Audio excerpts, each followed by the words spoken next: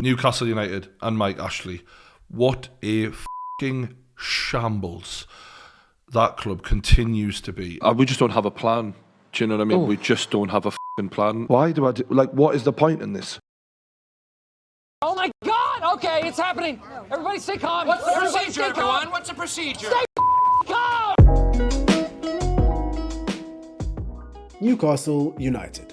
Contrary to the belief of those new to the game, this is a massive club. I actually got all the information I needed for this video from that one really famous Newcastle documentary. Goal. Okay, no, but in all seriousness, they are the 9th most successful team in terms of trophies in all of England, and the owners of the 7th largest football stadium in the Premier League in terms of capacity. Just 1,000 shy of Anfield's capacity and roughly 12,000 more than Stamford Bridge. A team that has seen the likes of Alan Shearer, the Premier League's top goalscorer of all time, a team that's been managed by iconic managers such as Rafa Benitez, Sir Bobby Robson, and former players such as two-time Ballon d'Or winner Kevin Keegan. A team rich in history. Having said all of that, one major trophy in 66 years means you may have a hard time telling how large they actually are. Their status as a large club is further called into question based on the fact that they have had a dreadful start to the current season. 15 games in, 7 draws, 7 losses, 1 win. However, that 1 win was in their most recent game, so perhaps there is hope. Don't get me wrong, Newcastle are probably a Premier League caliber team. At least they have been over the past few years. However, they are nowhere near where they want to be. But perhaps that's all about to change. With a shift in regime, the club has recently come under new ownership with insanely deep pockets, meaning only one thing. However, it is still early days and only time will tell what impact this truly has. In any case, in today's video, we'll be taking a look at Newcastle United's rich history in association football to examine how they've gotten to where they are and speculate over the potentially bright future that lies ahead. So, without further ado, what is up with Newcastle United and where to from here? What's going on, everyone? Really hope you're all doing well and feeling good. Sit down and strap in because we've got a very interesting one coming up. Oh, and before I forget, feel free to, do the thing, but only if you want to though. Anyway, let's jump right in. The year is 1892. Newcastle West End Football Club and Newcastle East End Football Club had been established for some time at this point and were naturally city rivals. Unfortunately, West End ran into some tough times both on the pitch and in their bank accounts. Things weren't looking good. So they did what they had to do to survive. They made Newcastle East End an offer they could not refuse. St James's Park, which was their home stadium at the time, as well as the club's assets including players and backroom staff. And so, Newcastle United was born, and thus began their meteoric incline in English football. They began their journey in the second division in 1893 with a 2-2 draw against Arsenal, the first of many high-scoring draws in the history of these two clubs. Of course, one of the most memorable was the 4-4 in 2011. Rest in peace, Cheick Tiote. Headed away by Arsenal. Cheick Tiote! Ah! Boom! Boom! Cheick! The room! Newcastle began to grow more and more in stature as the golden age of the Magpies went into full swing. By 1904, they were the champions of England, a feat that they repeated 2 more times over the next 5 years, along with an FA Cup in 1910. Fast forward a couple years after the Great War, and Newcastle experienced some rather inconsistent years. However, with no team able to establish themselves as a powerhouse in the early days, this was to be expected. A winning return to the FA Cup in 1924, a First Division win in 1927, and a further FA Cup win in 1932 papered over a slew of mid-table finishes in the 1920s and early 30s. However, the 1932 FA Cup win was a rather controversial affair. Newcastle came out as 2-1 winners over Arsenal after initially going down and fighting their way back, but their equalizing goal is what caused all the fuss. From the vast majority of accounts from the day, the ball crossed the byline before being cut back by United's wide man for the equalizer. And as the camera angles weren't exactly pristine back then, it's hard to tell if the ball stayed in play from the footage that we do have. And unfortunately, VAR didn't exist at the time, so it's hard to tell what actually happened. But maybe that doesn't matter, because regardless of whether it was in or out, I guess the football gods deemed Newcastle guilty and cast a spell that stated that their 1927 top division win would be their last. Whether or not that curse was actually cast, or if you believe in witchcraft or not, that's exactly what happened. 94 years, and counting, no top division league trophies. But the FA Cup? That's another story. Fast forward to the 50s, and United enjoyed 3 FA Cup wins between 1951 and 1955. Legendary players in the club included Bobby Mitchell and Jackie Milburn, the latter of which was Newcastle's top scorer of all time by the time he retired, with 200 goals in 397 games. A title that was only taken from him in 2006 when Alan Shearer reached the milestone of 206. In any case, in terms of significant top division trophies and national cups in the Magpies' history, that pretty much sums it up. So far at least. What followed after these historic FA Cup wins is probably best described as decline with a dash of hope that ultimately ends in more decline and a feeling of hopelessness by the end of the day. It's not the despair, it's the hope that kills you. So look at Arsenal, they have no hope, their fans are having a lovely time. They're happy as Larry, aren't they? They're having a gorgeous time. Mid-table finishes, relegations, promotions. More mid-table finishes, more relegations, more promotions. Rinse and repeat. The tale of Newcastle United essentially since the 50s. But that doesn't tell the whole story. It wasn't like there was perpetually doom and gloom at the club. There were good times. There were fantastic players, managers, cult heroes, frauds, and everything in between. Given the age and stature of the club, this only makes sense. From giving a young Paul Gascoigne his start in football, to witnessing the brilliance of a 23-year-old Andy Cole as he broke the Premier League goal-scoring record, to making a few Premier League title pushes in the late 90s and early 2000s. Some iconic moments and eras, for sure. And by the way, that goal-scoring record of 34 goals in a season from Andy Cole still stands to this day, albeit for a 42-game season. The record is also shared with Alan Shearer, who matched it the very next season with Blackburn Rovers and who ultimately ended up playing for Newcastle too. There was plenty to get excited about for the Toon despite the lack of trophies. And the Newcastle sides in the late 90s were pretty darn good on their day. In the 1995-96 season, managed by Kevin Keegan, Newcastle had, to this day, their greatest season in the Premier League era and probably their greatest season since last winning the league in 1955. An incredible side featuring the likes of Les Ferdinand in attack, Peter Beardsley, David Ginola, David Batty, and Robert Lee, to name a few. A team affectionately known as the Entertainers due to the fast-paced attacking football Keegan had them playing.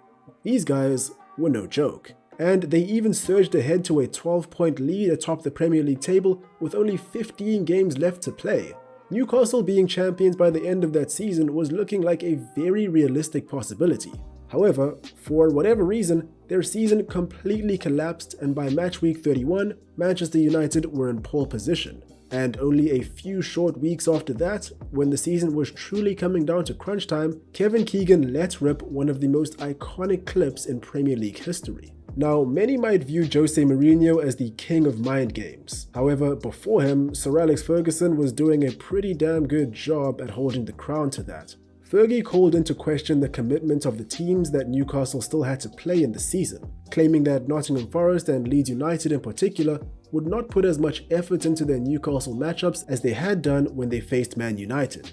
You think for some of them it's more important to get a result against Manchester United to stop and win the week than anything else, which to me is they're cheating their manager. That's all it is. And of course, when they come to Newcastle, you wait to see the difference. Kevin Keegan was livid. Following a hard-fought win against Leeds, he said this. I've kept really quiet, but I'll tell you something. He went down in my estimation when he said that. And I'll tell you, honestly, I will love it if we beat them. Love it. I don't know about you guys, but I think the mind games worked. Draws against Forest and Spurs in their final 2 matches of the season meant Man United won the title with a 4-point cushion. That's tough.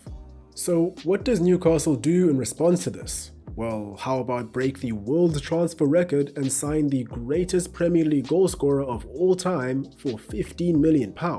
Alan Shearer stepped in and the Magpies went straight back to work in an attempt to push for the title once more.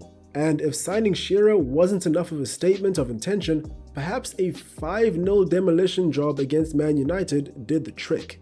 These guys were no joke. Again.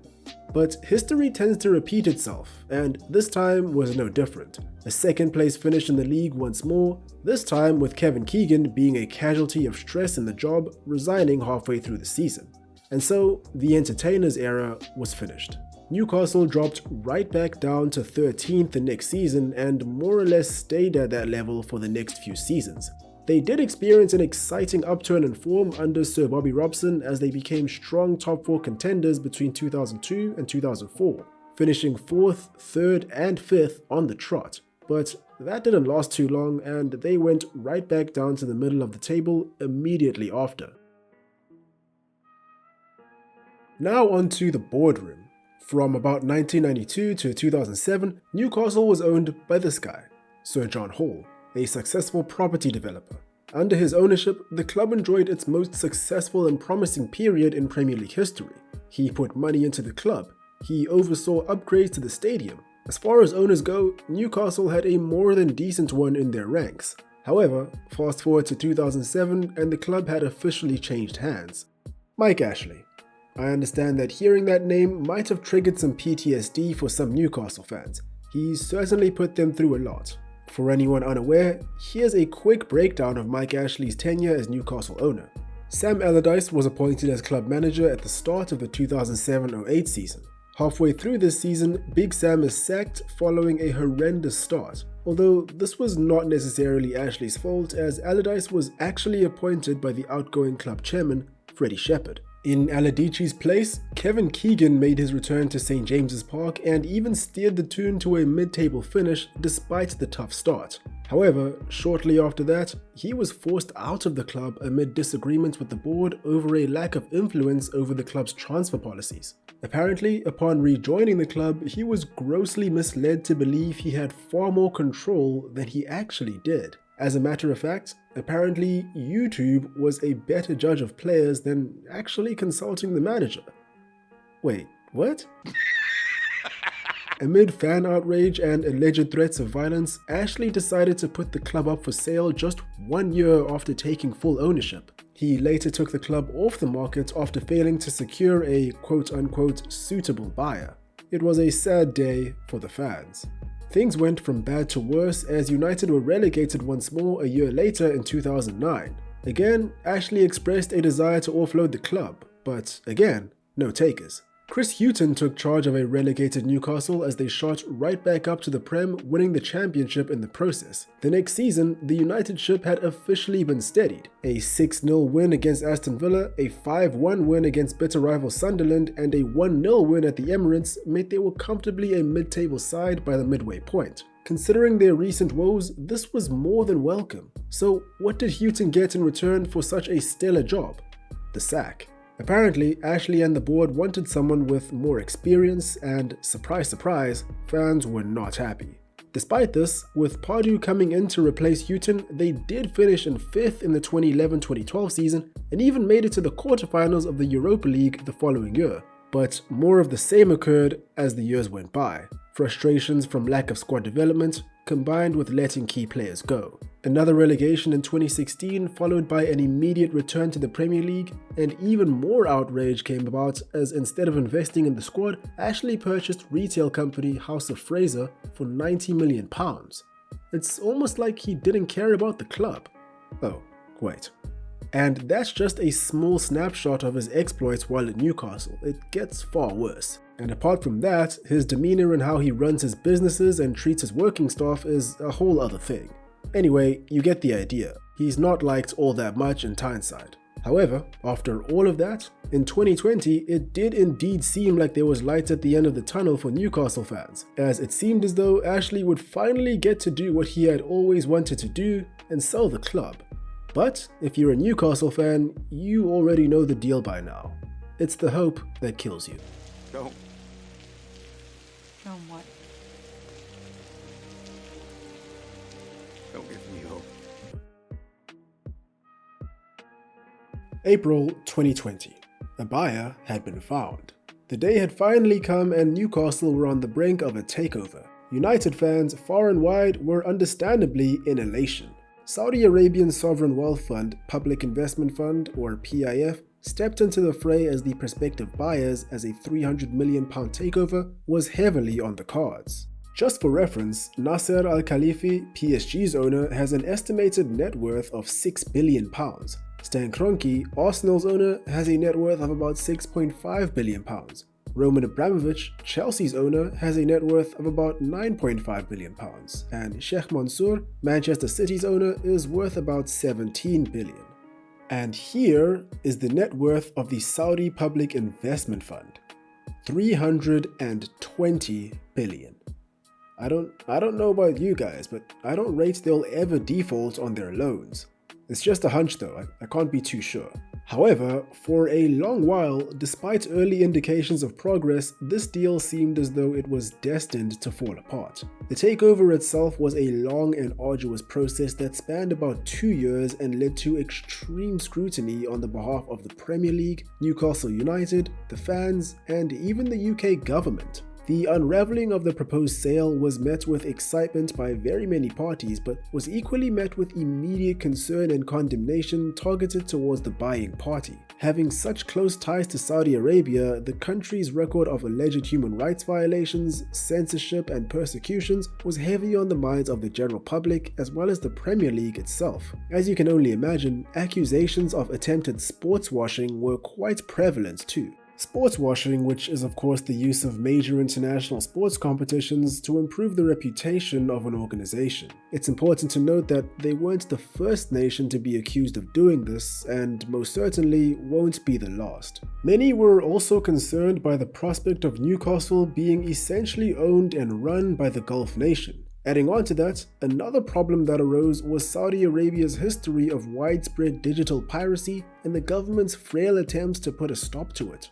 BN Media Group, a Qatari-based media company and the Premier League's most lucrative overseas broadcasting contract, was banned in Saudi Arabia back in 2017 due to various geopolitical reasons. This inevitably led to a huge rise in piracy in the country and significant loss of revenue on the part of BN, so they were not happy with the prospect of a Saudi consortium owning a Prem team and were not afraid to let that be known. Delays in filing of proceedings on the behalf of the Premier League and a series of miscommunications further postponed any and all notions of progress, all while the league were not disclosing why the process was taking so long.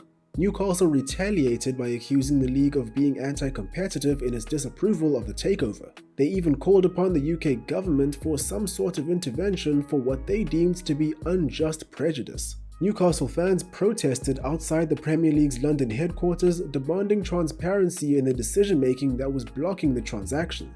This was quite the debacle. However, fast forward to October of 2021 and all of a sudden, the deal went through.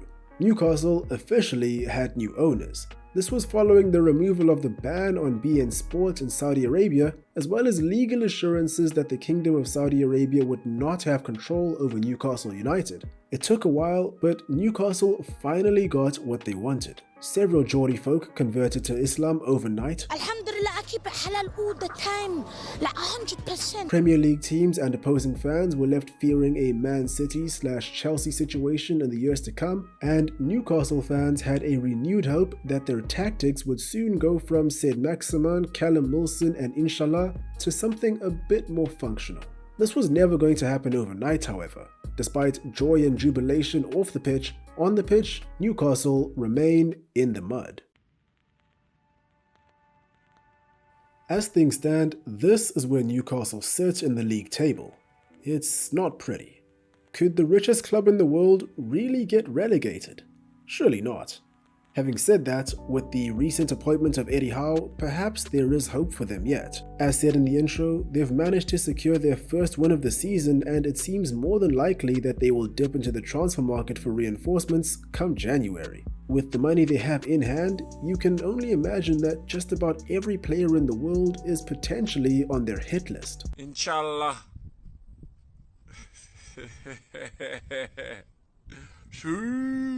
Whatever happens and whatever the future holds for Newcastle, we've surely got some very intriguing off and on-pitch action waiting to happen. Only time will tell how it ultimately unfolds. And there we have it. A look into the rise and fall and potential rise of Newcastle United. What do you guys all think of the two? Do you think they may possibly be the next great football dynasty, or perhaps a failed investment by Gulf royalty? Feel free to comment all your thoughts below. Hope you guys enjoyed. Cheers, and I'll catch you on the next one.